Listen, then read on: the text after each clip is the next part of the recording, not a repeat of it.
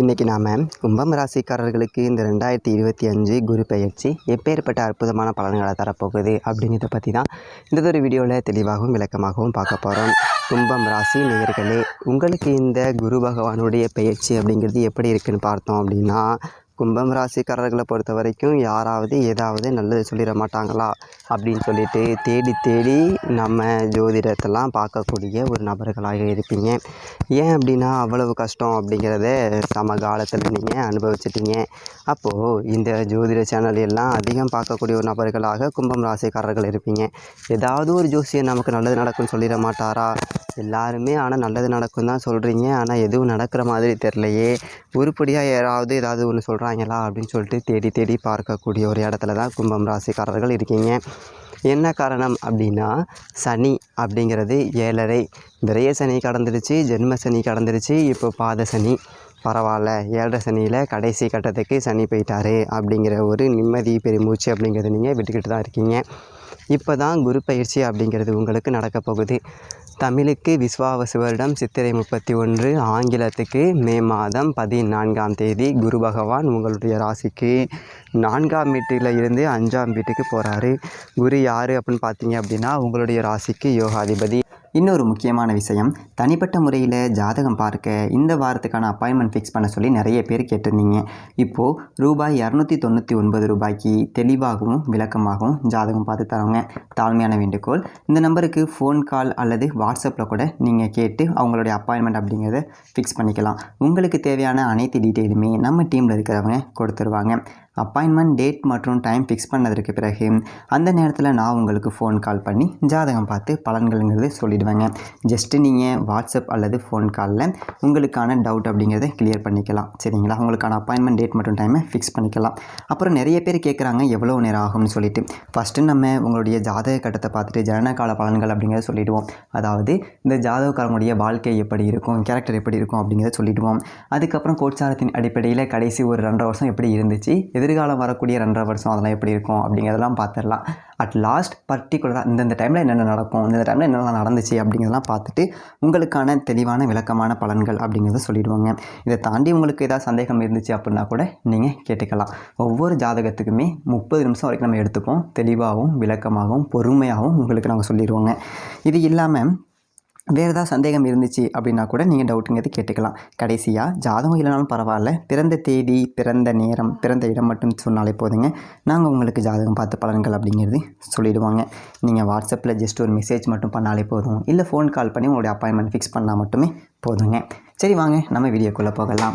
ராசிக்கு லாப வீட்டுக்கும் அவர் தான் அதிபதி, ராசிக்கு தனம் வீட்டுக்கும் அவர் தான் அதிபதி. 2 பக்கமும் காசு கொடுக்கக்கூடிய ஒரு ஆள் உங்களுக்கு குரு பகவான் அப்படிங்கிறதுனால அவர் இருக்கக்கூடிய இடம் அப்படிங்கிறது உங்களுக்கு அவசியம். ஏன்னா இவ்வளவு நாள் ஜென்ம சனியில் மாட்டிட்டு கிடந்தீங்க. அதே காலகட்டத்தில் குருவும் பார்த்தீங்க அப்படின்னா அர்த்தாஷ்டம குருவாக மாட்டிக்கிட்டு ஒன்றும் செய்ய முடியாத இடத்துல ரிஷபம் ராசியில் போயிட்டு மாட்டிக்கிட்டாரு. இப்போது 5ஆம் வீட்டுக்கு குரு போக போகிறாரு. கெஞ்சினாலும் கிடைக்காத பஞ்சம குரு அப்படின்னு சொல்லிட்டு இதை நாம் சொல்லுவோம். 5ஆம் இட குரு அப்படிங்கிறது அதே அற்புதங்கள் செய்யக்கூடிய ஒரு குரு உங்களுடைய ராசியை பொறுத்த வரைக்கும். அப்போது 5ஆம் இடம் அப்படின்னா பூர்வ புண்ணிய ஸ்தானம், புத்திரஸ்தானம். இப்போ நீங்கள் ஜென்மசனி காலகட்டத்தை கடந்து வந்திருக்கீங்க. அப்படிங்கும்போது கும்பம் ராசிக்காரர்களுக்கு கடன் அப்படிங்கிறது கண்டிப்பாக இருக்கும். அது எந்த ஒரு மாற்றமும் இல்லை. பெருசாக கழுத்தை நெரிக்காட்டியும் லேசாக அப்பப்போ நெரிச்சிக்கிட்டு தான் இருக்கும் கடன் அப்படிங்கிறது.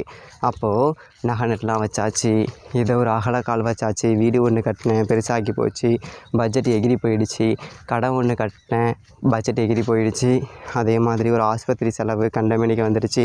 இப்படி கடன் ஏதோ ஒரு ரூபத்தில் கண்டிப்பாக இருக்கும். கடன் எல்லாமே அடைக்க என்னடா பண்ணலாம், ஏதாவது சொத்தை குத்த கொஞ்சம் பூர்வீகத்தில் ஏதாவது விற்று விட்டாவது கடன் அடைக்கலாமா அப்படின்னு பார்த்தோம் அப்படின்னா அது விற்கவும் முடியாத சூழல் அப்படிங்கிறது இருக்குது. என்னடா, ஏன்னா விலை கம்மியாக கேட்பான். இப்போ 5க்கு குரு போகிறார் பார்த்தீங்களா, இந்த பூர்வ புண்ணியத்தை உங்களுக்கு முழுசாக கொண்டு வந்து சேர்ப்பார். அப்போது இந்த கடன் அப்படிங்கிறத அடைப்பதற்கு ஒரு வழி பிறக்கும். எதை பூர்வீகத்தில் ஒரு பாகத்தை கொஞ்சம் விட்டு கடனை அடைச்சி நிம்மதியாக இருப்போம்டா, சொத்தை வச்சுட்டு என்னடா பண்ண போகிறோம், கடன் இல்லாத ஒரு வாழ்க்கை தாண்டா மனுஷனுக்கு வாழ்க்கை அப்படிங்கிற ஒரு முடிவுக்கு வந்து கடன் அப்படிங்கிறத அடைப்பீங்க.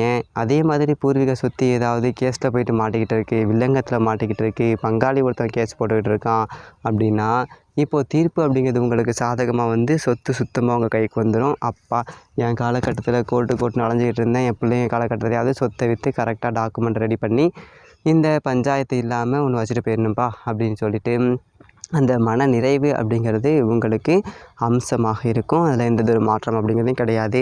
இந்த பூர்வ புண்ணிய ஸ்தானம் அப்படிங்கிறது வலுவடைகிறது. அதே மாதிரி புத்திர ஸ்தானம் அப்படிங்கிறது இதான் அப்படிங்கிறதுனால நிறைய கும்பம் ராசிக்காரர்களுக்கு குழந்தை பாக்கியம் அப்படிங்கிறது கிடைக்கும். ரொம்ப நாளாச்சு கல்யாணம் ஆகி குழந்தை பாக்கியம் இல்லையே அப்படின்னு சொல்லிட்டு ஏங்கினவங்களுக்கு எல்லாமே குழந்தை பாக்கியம் அப்படிங்கிறது இந்த ஒரு காலகட்டத்தில் கிடைக்கும். அதே மாதிரி சில பேருக்கு பார்த்திங்க அப்படின்னா பிள்ளைகள் பொறுப்பு இல்லாமல் இருப்பாங்க. அங்கே இவ்வளோ செலவு பண்ணி படிக்க வச்சேன், இவ்வளோ செலவு பண்ணி படிக்க வச்சேன், ஒரு வேலைக்கும் போகாமல் வெட்டியாக தின்னுட்டு ஊரை சுற்றி வருது, ஊர் வளர்த்துட்டு வருது அப்படி சொல்லிட்டு இருக்கிறவங்களுக்கு எல்லாமே பிள்ளைகள் வந்துட்டு நல்லபடியாக படித்து வேலைக்கு போவாங்க. பிள்ளைகளை நினச்சி நீங்கள் பெருமை அடையலாம்.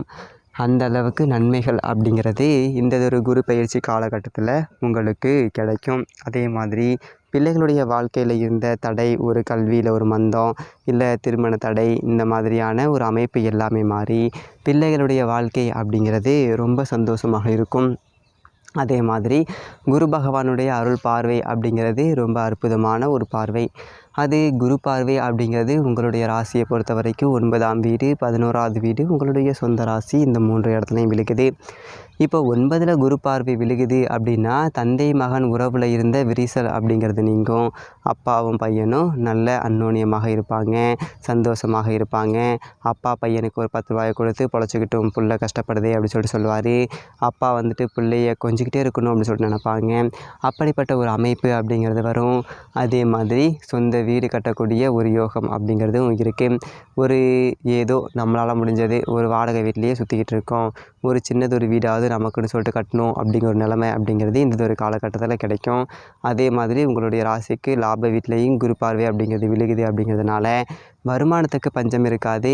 வேலை செய்கிறோமோ, இல்லை சொந்தமாக தொழில் செய்கிறோமோ, இல்லை சொந்தமாக ஒரு கடை வச்சுருக்கோமோ, ஏதோ ஒன்று அதில் ஒரு 10 ரூபா நான் சம்பாரிச்சிக்கிட்டு இருக்கேன், நிம்மதியாக இருக்கேன் அப்படிங்கிற மாதிரி இருக்கும். அதே மாதிரி வேலைக்கு போன இடத்துல வெளிநாட்டில் போனேன், சொன்ன சம்பளத்தை ஒன்று ஏமாற்றிட்டாங்க, இதெல்லாம் 7 சனி நடந்துருக்கும். படாத பாடுபடுறேன், நான் வந்துட்டு அவ்வளோ சம்பளம் சொல்லிட்டு கடன் வாங்கி வந்தேன், இங்கே வந்தால் எனக்கு செலவுக்கே பற்ற மாட்டேங்குது, ஊரில் கடன் அடைக்கணும், வட்டி கட்டணும் அப்படி சொல்லிட்டு வெளிநாட்டில் போயிட்டு மாட்டிக்கிட்டு கிடக்கிறவங்களுக்கு எல்லாமே இப்போது நல்லதொரு நிறுவனத்தில் நல்லதொரு சம்பளத்தில் வேலை அப்படிங்கிறது இந்த ஒரு குரு பயிற்சிக்கு பிறகு கிடைக்கும். தாய்நாடு திரும்பிடலாம், போ இங்கே கடந்து கஷ்டப்படுறத ஊரில் போய்ட்டு எங்கேயாவது ஏதாவது பண்ணி கடனை அடைப்போம், வீட்டில் புள்ள பொண்டாட்டியோட தான் இருக்கலாம் அப்படின்னு சொல்லிட்டு நினைக்கிறவங்க கூட நல்லதொரு வேலை கிடச்சி அப்படியே செட்டில் ஆகிடலாம். அந்த அளவுக்கு மாற்றம் அப்படிங்கிறது ரொம்ப அற்புதமாக உங்களுக்கு கிடைக்கும். அதனால் அதை பற்றி கவலைப்படாதீங்க. காசு பணம் அப்படிங்கிறது கண்டிப்பாக வந்துடும். கடன் அடைஞ்சால் போதுண்டா, எனக்கு வேறு எதுவுமே வேண்டாம் அப்படின்னு சொல்லிட்டு இருக்கிறவங்களுக்கு எல்லாமே கண்டிப்பாக கடன் அடைஞ்சிடும். நீங்கள் கவலைப்பட வேண்டியதில்லை. கடன் எல்லாமே அடைஞ்சி நீங்கள் நிம்மதியாக இருக்கலாம். ஏன்னா சனி பகவான் வந்துட்டு பாத சனி அப்படியே கொஞ்சம் கொஞ்சமாக கம்மியாக ஆரம்பிக்குது. அப்படிங்கும்போது அவர் கொஞ்சம் சப்போர்ட் பண்ணுவார். அதனால் பயப்பட வேண்டியது இல்லை. அதே மாதிரி குரு பகவானுடைய பார்வை அப்படிங்கிறது உங்களுடைய சொந்த ராசிக்கு கிடைக்கிது அப்படிங்கிறது தான் அதே அற்புதமான மாற்றம். ஏன்னா இது தலைக்கு வந்த ஒரு ஆபத்து தலைப்பாகையோடு போச்சு அப்படின்னு சொல்லி எடுத்துக்கலாம். ராசிக்குள்ளே ராகு வராரு, சர்ப்பதோஷத்தோடைய பிடிக்குள்ளே நீங்கள் மாட்ட போகிறீங்க. ராசிக்குள்ளே ராகு, களத்திரத்தில் கேது, அதாவது பாம்பு கிரகம் உங்கள் ராசிக்கே வருது. இது வந்துட்டு ஜென்ம சனிக்கு ஈக்குவலானது தான் ஜென்ம ராகு அப்படிங்கிறது. அது வானத்தில் கொண்டு போயிட்டு நம்மளை விட்டுரும், அதாவது ஊரை விட்டு உறவை விட்டு பிரிய விட்டுரும். நல்ல வேலையாக குரு உங்களுடைய ராசியை பார்க்கிறார் அப்படிங்கிறதுனால ராகு புனிதப்பட்டு போகிறாரு. கிட்டத்தட்ட பாதி குரு சண்டால யோகம் அப்படி சொல்லிட்டு நம்ம ஞாபகம் வச்சுக்கலாம். அப்போது ராசிக்குள்ளே இருக்கக்கூடிய ராகு புனிதப்பட்டு போகிறதுனால உங்களை பார்த்தா எல்லாருக்குமே ஒரு பயம் அப்படிங்கிறது இருக்கும். ஏன் அப்படின்னா ராகு அப்படின்னா ஒரு விஷப்பாம்பு, அவர் உங்களுக்கு ஆதரவாக இருக்கார். அப்படிங்கும்போது நீங்கள் படம் எடுத்து நின்னீங்கன்னா உங்களை பார்த்து எல்லோரும் பயப்படுவாங்க. அதற்காக வீண் வம்புக்கு போகக்கூடாது. நம்ம உண்டு நம்ம வேலை உண்டு அப்படி சொல்லிட்டு இருந்தோம் அப்படின்னா நம்ம பரமசிவன் கழுத்து பாம்பு. ஊர் வம்புக்கு போனோம் அப்படின்னா நாம் ரோட்டில் போகிற பாம்பு, அந்த மாதிரி தான். அதை நீங்கள் கவனமாக பார்த்துக்கோங்க. நம்ம உண்டு நம்ம வேலை உண்டுன்னு இருந்தால் நிறைய சாதிக்க முடியும். ராசிக்குள்ளே இருக்கக்கூடிய ராகு நல்ல ஒரு பண வருமானம் அப்படிங்கிறதெல்லாம் கொடுப்பாரு. அப்போது கடனெல்லாம் அடைச்சிட்டு கௌரவத்தோடு வாழக்கூடிய ஒரு அற்புதமான ஒரு குரு பயிற்சியாக இருக்கும். அதே மாதிரி நீங்கள் சர்ப்பதோஷத்தோட பிடிக்குள்ள வரீங்க அப்படிங்கிறதுனால செவ்வாய்க்கிழமை ராகுகால நேரத்தில் துர்க்கை அம்மனுக்கு எலுமிச்சை தீபம் அப்படிங்கிறது ஏற்றுங்க. சனிக்கிழமைகளில் சனி பகவானுக்கு எள் தீபம் அப்படிங்கிறது ஏற்றுங்க. எள் சாதத்தை நெய்வேத்தியமாக படைச்சி காக்கைக்கு அன்னமிட்டுட்டு மாற்றுத்திறனாளிகளுக்கு உங்களால் முடிஞ்சதொரு உதவிகள் அப்படிங்கிறத செய்யுங்க. குரு பெயர்ச்சி காலகட்டம் அப்படிங்கிறது ரொம்ப சிறப்பாக இருக்கும். உங்களுக்கு கும்பம் ராசிக்காரர்களுக்கு எல்லாம் நல்லதாகவே அமையும். நன்றி, வணக்கம்.